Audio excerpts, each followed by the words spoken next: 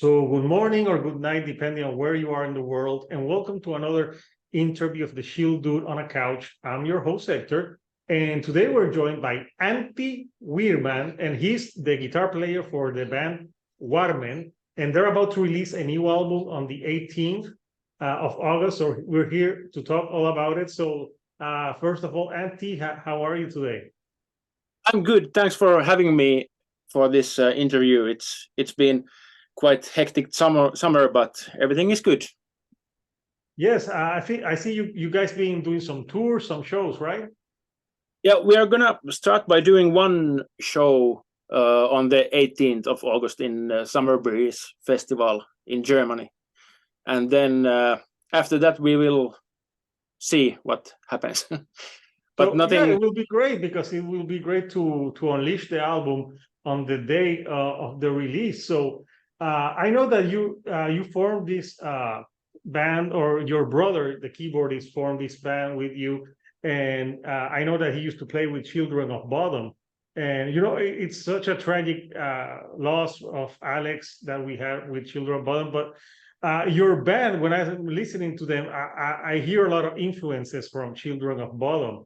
I'm sure it is because your band, your brother played with them, but yeah, like especially in the parts with the melodies with the keyboards, it reminded me so much of them. How do you feel about like being a band that carries on that type of like melodic death metal that Children of Bodom used to play? Oh, very good, of course. And if you have ever listened to our previous albums, you will see that they're kind of different in musical style. They're maybe not that heavy or like death metal style, but this time we just accidentally created these songs and realized that, hey, this is something new for us, and we are really excited for people to hear it. So yeah. No, I was listening to some of your older songs, and there was a little bit of power metal to the style. So it definitely, the new album definitely sounds like a more like a shift in tone from those previous releases. Because I checked out your Spotify, and actually your number one most listened song is actually a cover for Somebody's Watching Me from Rockwell, but it's a great cover. Like like would you do it's like for you, like if you because I know there's bands that are hesitant to doing covers, and especially covers of pop songs. Is there another song like you would tackle as a band?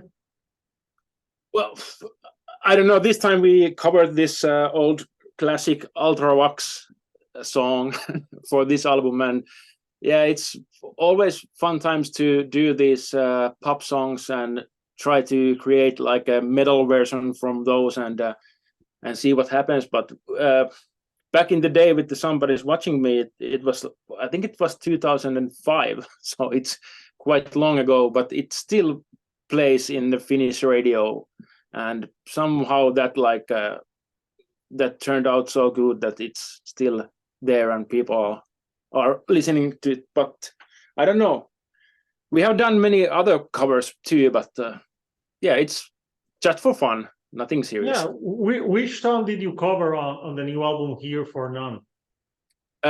It's a song called Dancing with Tears in My Eyes. Oh, that's the last album, the last song that ends the album. Well, I never heard that song, but it sounded like very 80s. Who sings the original? It's Ultravox. It's okay. There in Germany. It was a big hit, maybe in the or something in Europe, but I don't know. Yeah, I never heard that song, but it sounded like it sounds sad, dancing with tears in your eyes, but yeah. But it has that great hook to it. So the new album, I know that you one of the like you released a few singles already. One is Hell on Four Wheels. That's a very fun track. What's the track about? Well, you know, all the lyrics are like everything is like made up. Nothing is, they're total like a total fiction, and like, you know, stuff that's going on in the world right now, and this one was about the way to die or like driving like crazy in the motorway or something like that. But there's no big meaning into any of those lyrics in the album. They're just usual stuff that's going on. It's just a fun track. Yeah, it is. Yes. Yeah. So, Antti, for you growing up, like as a guitar player, which guitar players mold your style? Well, a couple of ones. I would say Paul Gilbert from Mr. Big and Razor Axe, and then of course Guthrie Govan, which is a solo artist, and then Steve Vai, and of course Aleksi Laiho, because he was close to me, and actually my guitar teacher way back in the days, and maybe those guys. No, yeah, all great guitar players and different styles. I think, and Paul Gilbert, yeah, he's really good in Mr. Big and all that music. So, so let's talk a little more about the album. I want to show the album cover, which I think it's a cool album cover. And I read that you recorded this like in a cabin, right? Yes, we wrote all the songs at our family cabin, which is middle of nowhere. Is similar to that one on the album cover.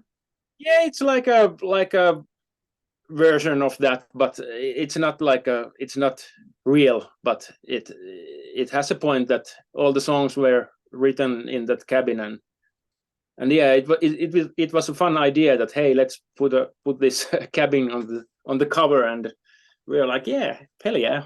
Why not? And it looks like some sinister shit is happening inside that cabin. Yeah, that's what happened.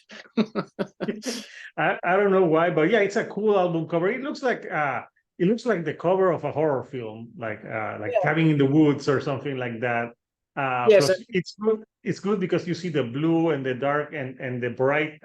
It's like a almost pinkish color, if you will. Yeah, it also has this like this 80s horror film vibe. Exactly. We're growing up. Were you a horror film enthusiast? No, I would say maybe a little, but not like a crazy one. Not much. Yeah, no, but it's a cool album cover. Who worked on this album cover? It was this guy from the band Equilibrium, who is okay. yeah, he's a artist, and he did this cover and also the lyric video for this song "Warmen Are Here for None," and also he did this editing for the video for the song "Hell on Four Wheels." So he's a pretty good with these kind of things, because I know the lyric video, he only had this picture, and somehow he used AI or something like that to make this 3D model from the cabin. He's quite awesome guy. No, it looks really cool. It's a cool album artwork. So you mentioned like the shifting sound from the band from your previous releases to this one. Was that like a conscious decision, or is it something that when you were just writing the songs, it happened? Yeah, actually, when we started, we went to the cabin with my brother Janne and our bass player Yuri, and we didn't have any riffs or any ideas. We just went there, and we had a little recording gear with us, and we started to see what happens if we just start to play something. And then after one weekend, we had like 3 songs, and yeah, we were like, hey, this is gonna be like a really heavy stuff compared to the previous albums, and yeah, that's how it started. And then we started to think that, hey, maybe we need a like this death metal style drummer, and who's gonna sing these and everything like that, and then we decided to continue that way, and yeah, it was accident. Yeah. So another of the singles that you released was "Warming Are Here for None." That's a what do you mean where you say like you're here for none? Because it's interesting because that's also the title of the album.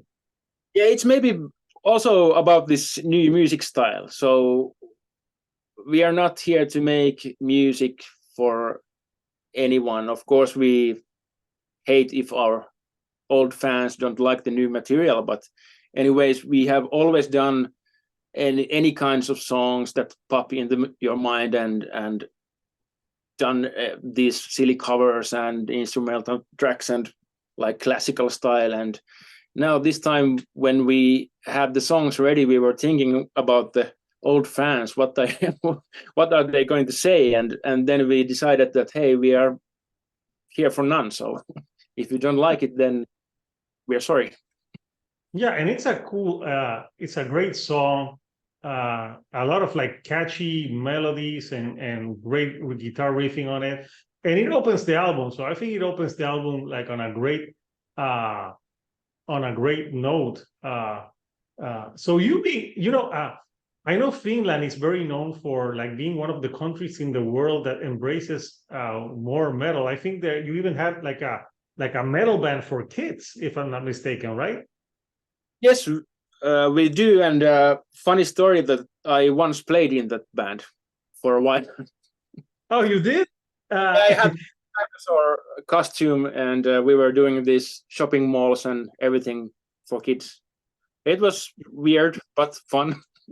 Yeah, where I'm from, metal is not that popular. Yeah. Yeah. Like no, but it's interesting for me that Finland. So is Finland still is like metal music one of the most played or right now over there or has it changed? Yeah, I think right now there's this like Finnish rap and this kind of pop boom going on. So I think metal is not that popular at the moment as it was in like early 2000.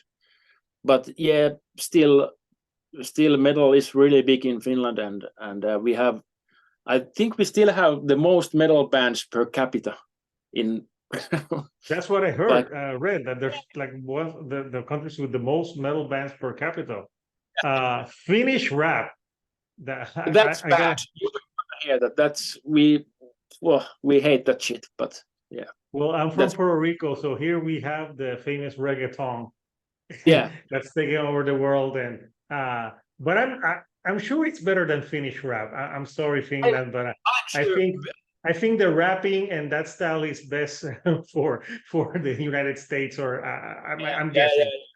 yeah. Yeah, It's I can't imagine like people from Finland like being so like, yeah, we're from the forest, yeah, like exactly. like like we're so bad. Yeah, I don't know.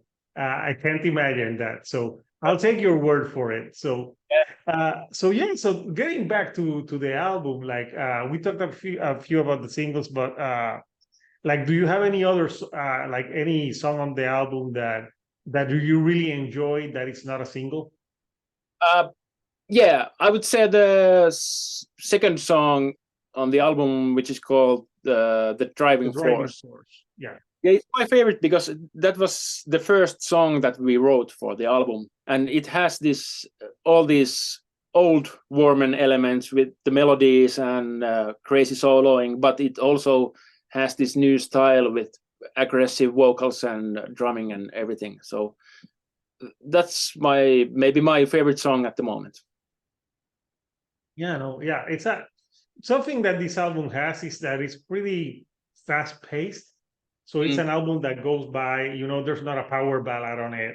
It really goes by really quickly, and the guitar playing, it sounds very crisp. Mm. When you're going with the guitar tone, do you like that guitar tone that sounds like you have a guitar tone that sounds more dirty, but that sounds more clean in a way. What's the guitar tone that you enjoy the most? Yes, that's the way I always do that. I try to play as clean sound as possible, so not that much gain, because I hate the sound like the let's call it the Swedish metal guitar sound, which is so high gain that it's like sounds a little bit messy. So I try to like the Gothenburg sound. Yeah.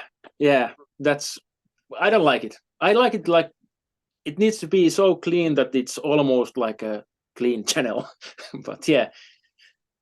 Then Yeah, that's I know what you mean. That it sounds clean, like you can really listen to the guitar and not that distorted. And I think that's the power metal influence that your band has. Maybe yeah. of having that type of guitar, even though this is more of like a melodic death metal record. Yeah. So for you, in which song on the album for you was the most difficult to write guitar playing or otherwise? It's called. I have to look at here. You're like, I'm still learning the name of the songs. We have this stupid working name, so I'm always like, whoa, what the fuck? But yeah, it's called. It's the third song, "A World of Pain." A World of Pain. Why was that Yeah, song difficult to do? it's so fast and there's some things that we did, of course, on the other songs as well. But in this song, the main riff is every time different. You can't actually hear it when you listen to it, but when you play it and start to play it, you realize that hey, this is every time this is going in some like different way. You don't hear it, but it's there. So there's like a million versions of the main riff in the song, and now when we start to rehearse for the live shows, it's pain in the ass. No, I bet. Why we did You're trying to think like, and that was why it's called A World of Pain, because it was a pain in the ass to do. Yeah. Yeah, I like it that you're like, no, like I asked you about the songs, and we're like, no, we don't put that much. It's more of a fun record. Like there's like no deep hidden meaning in the songs. It's more of that. It's more of that mentality of like a fun metal record, because right now there's so many metal bands that they try to be so deep and like everything has to mean something. You're like, no, it's just a fun metal record. It is, and we are very proud of the record, and yeah, it's like we can't wait to hear what people think about it. Like when they first listen to the whole album, it's gonna be interesting to see what they are going to say. But for us, we're really proud, and it was so fun project, and yeah, it's interesting times. Good. So I'm guessing there's not gonna be a Warman collaboration with the Finnish rappers anytime soon. No, it's never gonna. Never, not even if like we will give you $1 million if you do like something with the Finnish rapper. I'm gonna Google Finnish rappers after this. So Don't. I want to hear how bad they are. But yeah. So so Antti, I've done some videos where I ask people about like their favorite records, or like maybe records that they would take to a deserted island if they could, like records that they would play for eternity. So we can pick. Would you rather pick 3 or 5? Uh,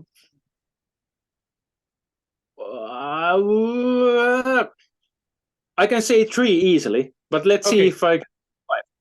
Let's say So, 5 albums that you would take with you to the island. Okay, the first one would be Alice Cooper, "Hey Stupid." It's like my the time when I started to play guitar.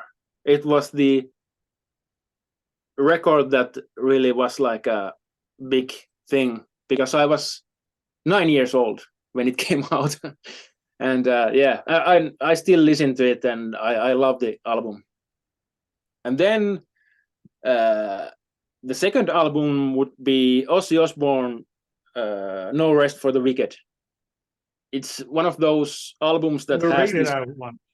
Yeah, they're so crazy guitar playing by Zakk Wylde, and the songs are great, but of course it doesn't sound that good anymore. But anyways, it has so good songs, and the guitar playing is awesome on that record. Yes, and then I would take Mr. Big, lean into it. It's also you really love Mr. Big. I do. It also has a great songs and great playing, and it was a big influence for me. And then I would take, that was the third one. Yes. Yes, Then I you would have to. Yes, I would take Guns N' Roses Use Your Illusion 1, because I remember like seeing November Rain video and Slash playing in the rain, and I was like, hey, I want to be that guy. Oh yeah, It's that's also a great iconic image of Slash getting out of the church and just playing the Les Paul on the desert. Yeah, and these are like from the, I think that also came out in 92 or 91. I think it was 91 because they put out Use Your Illusion 1 and 2 at the same day. Yeah, it was, yeah. Yeah. Sometimes I like both of them because there's songs on Use Your Illusion 2, like You Could Be Mine, Strange, that I love. So yeah, it's I think it's sometimes it's a little bit bloated. Maybe they should have taken the best songs from Use Your Illusion 2, the best one from Use Your Illusion 1, and just on one record. But yeah. But yeah, it's a great one. Last album would be from the band Extreme, Three Sides to Every Story. It's great also one. Yeah, Nuno Bettencourt is also my all-time favorite player, of course. And the guitar solo that he has on that newer song, it's crazy. I was I thought I was listening to Eddie Van Halen. Like he's a very underrated. The album to me, it's good. There are a few songs that I didn't like, but the Nuno Bettencourt guitar playing is supremely underrated, in my opinion. Like he's amazing. Yeah. Those are, of course, those are like the albums that I like. Still this day, I listen to those. I don't actually care about new music except for the Finnish rap, but.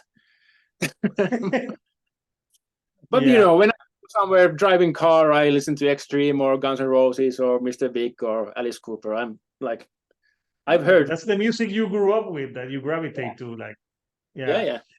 So, Antti, it's been great talking with you about music and about the new album. So, people, the album is coming out on August 18th. It's called Here for None.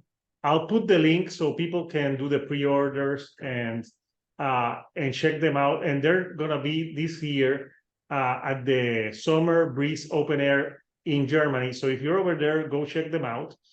Anything you would like to say to the people before we go?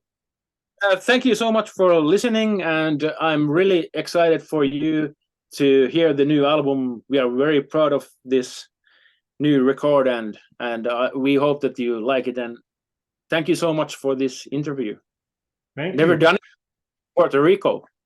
Yes, there's always a first time. So people, remember the new album on the 18th. I would recommend this to people who like melodic death metal, especially the melodic side, because if you love Children of Bodom, you will like this album. So until next time, people, this is Hector, the Shield Dude on a couch, and I'll see you all right here on the couch. Thank you and good night.